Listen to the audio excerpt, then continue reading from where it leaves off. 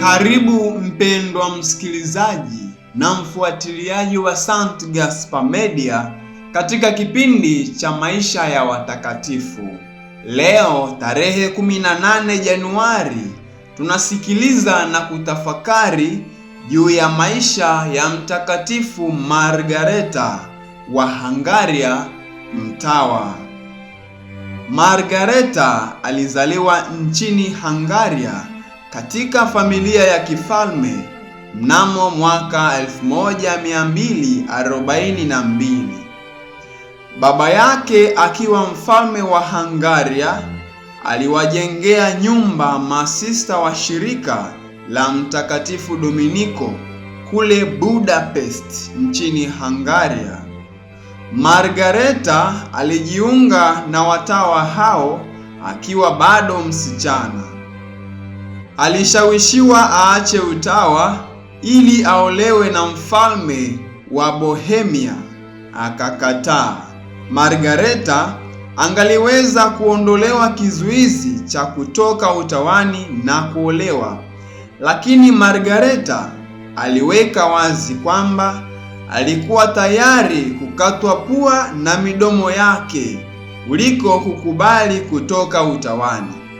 Baba yake alielekea kupendelea jambo hilo kwa sababu za kisiasa.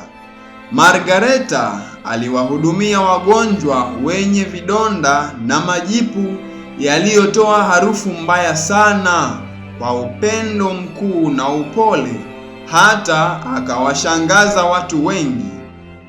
Margareta alikuwa na ibada ya pekee kwa Ekaristi Takatifu, kwani alishinda kanisani usiku kucha mbele ya sakramenti takatifu akiabudu.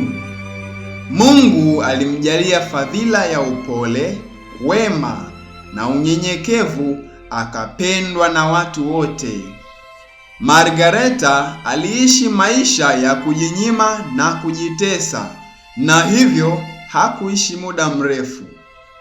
Aliaga dunia mnamo tarehe 18 Januari mwaka 1270 akiwa na umri wa miaka 28 tu.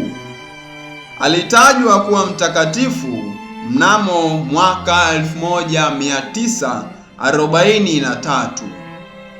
Itukuzwe damu ya Kristo! Milele amina. Tafakari fupi inayotokana na maisha ya Mtakatifu Margareta wa Hungaria, mtawa. Kama ua la alizeti linavyofuata kuelekea mwanga wa jua, ndivyo moyo wa Mtakatifu Margareta ulivyoelekea Ekaristi Takatifu.